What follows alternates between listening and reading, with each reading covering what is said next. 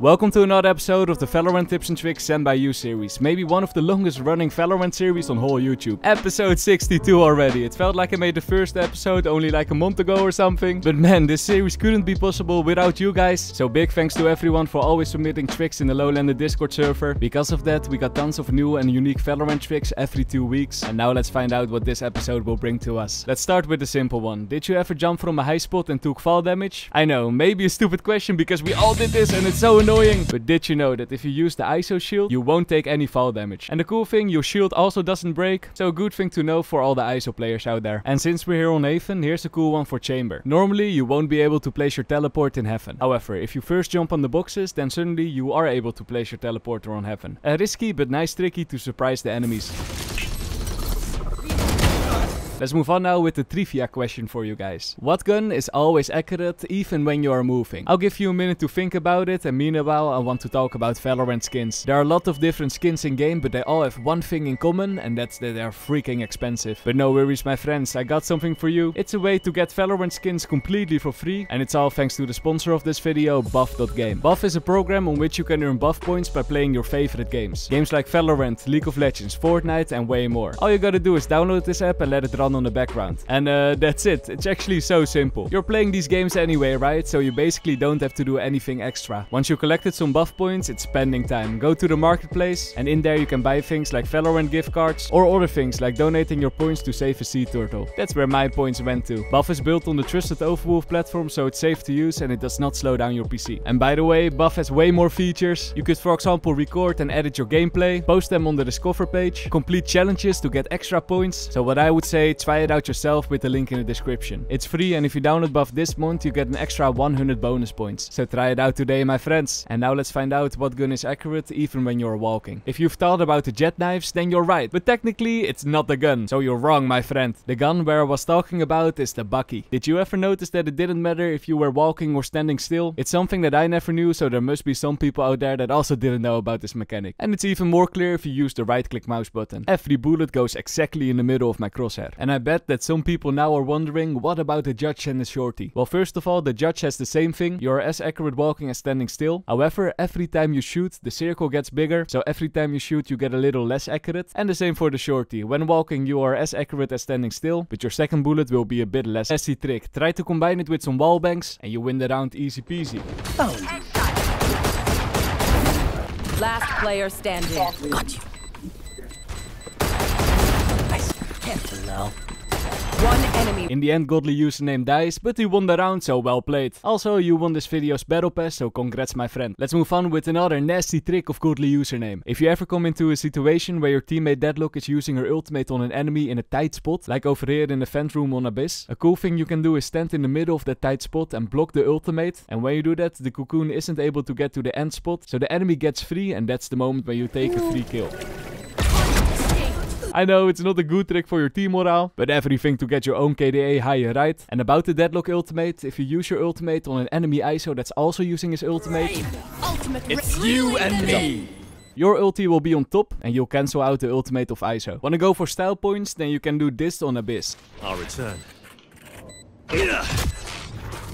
And another challenge for you, try to jump off the edge as soon as the round ends, and if you time it right, you will stay alive before you hit the ground. Last round. Or if you even want to flex more, you can use the Omen ultimate. Well played I guess, Otto. Oh, ça marche. Incroyable.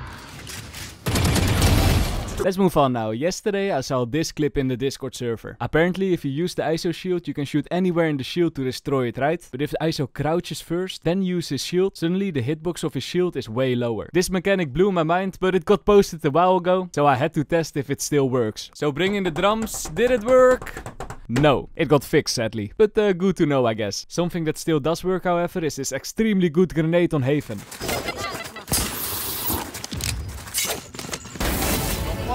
Be careful my friends, don't push right away when the barriers are going down. And while we're talking about old Haven tricks, don't forget to check the corner on the left over here. I know Haven has been out of rotation for a while, but that doesn't mean that you shouldn't be using your brain. Be careful my friends. Got it.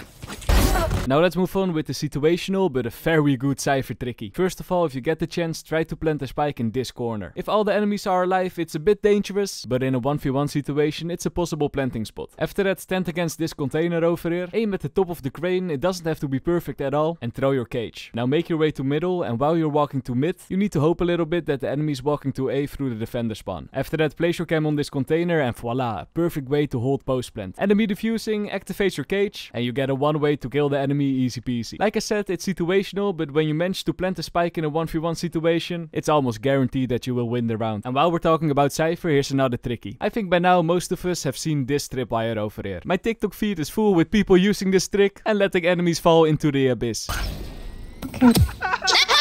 But did you know that there's actually also another tripwire that you can use? Simply stand against the barrier over here, and as soon as it goes down, place your tripwire on the other side of the edge. And maybe by doing this, you'll be able to catch the enemies twice in one game. Let's stay on abyss now and go to middle. You see this box over here? It's a very big box, right? But did you know that with the help of your teammate, you can actually boost yourself on top of the box? Very cool, Mr. Lowlander, but why should I do this? Well, my friends, if you use your sage wall on top of the box, you can look all the way to the attacker spawn. Perfect to spot if the enemies are rotating, and maybe you get a sneaky kill. Now look at this clip and take notes. Sometimes all you need is a creative smoke to chill in, and you certainly might get a lot of kills.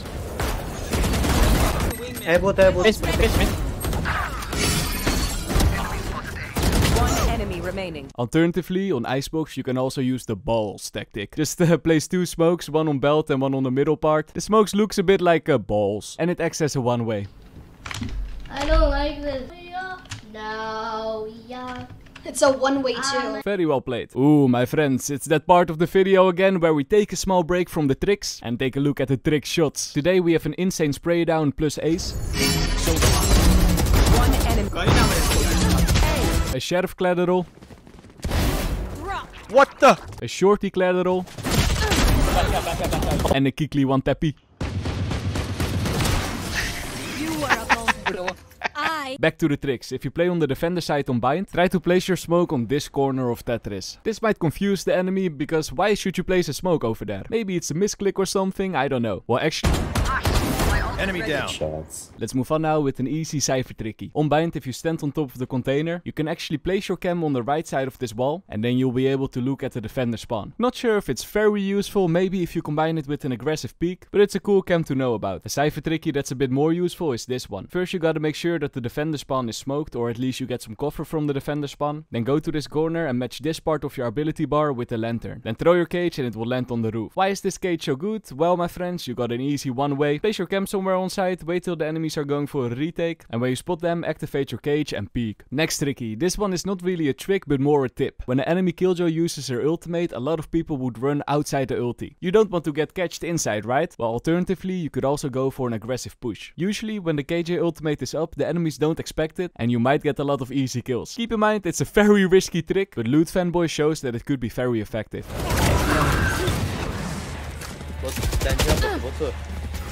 One enemy remaining. And this, my friends, was the last trick. Big shout out to everyone who submitted the clip. I hope you learned something, and I see you guys in the next one. Peace.